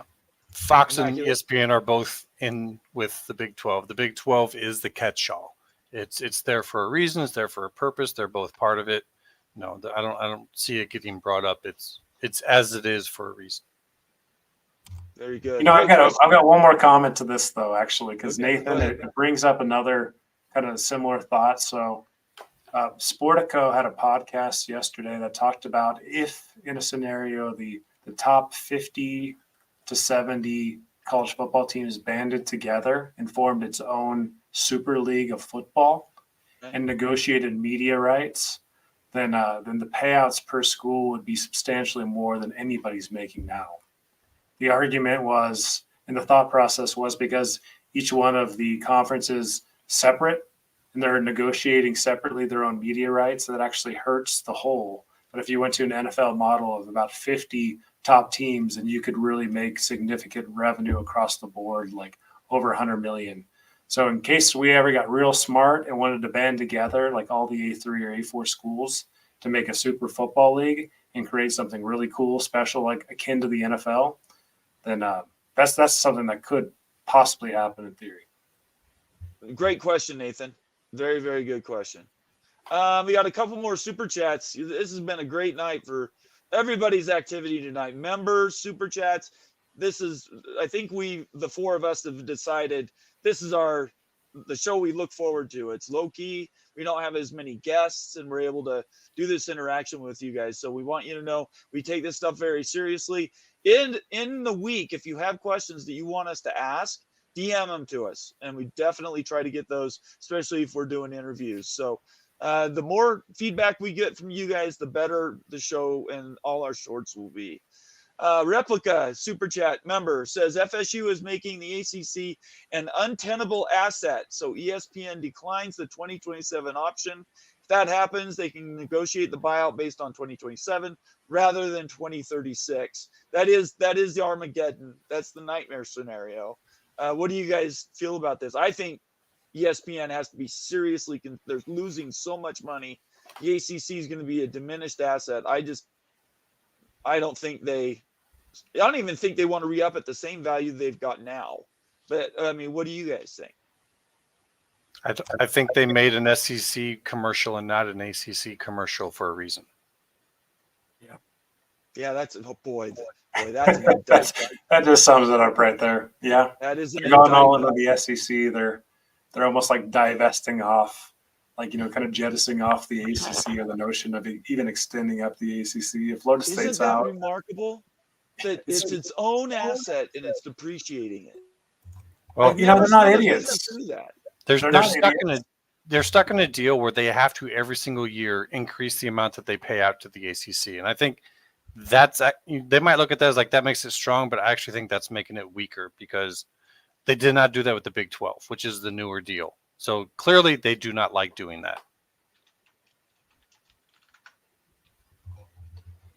We got a Twitter comment, which doesn't happen very often. Let's see if I can capture that.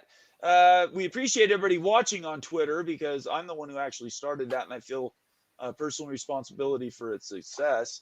And see if I can catch it. Who was it that brought it up? That was Austin? Austin, yes. Okay, Austin has a question. And then we've got two more super chats. Austin says 4 16-team divisions. That would be there are math ways to break these things up, but I don't. He's Bob thinking Thompson, like a 64 team type of overall league. Bob Thompson wasn't a friend of that. I don't know. We'll see. I mean, it's possible. out there. It's talked about. It's one of those things. If the NCAA, in my opinion, does not give the A4 what they want, Right. then I'd say that type of an idea might become reality. If the NCAA gives them what they want, then I'd say less so. So we're talking like 64 teams banding together to form one conference, right? In this Right. situation, and Like creating a league with probably multiple conferences, kind of like how you have two Right. conferences in the NFL.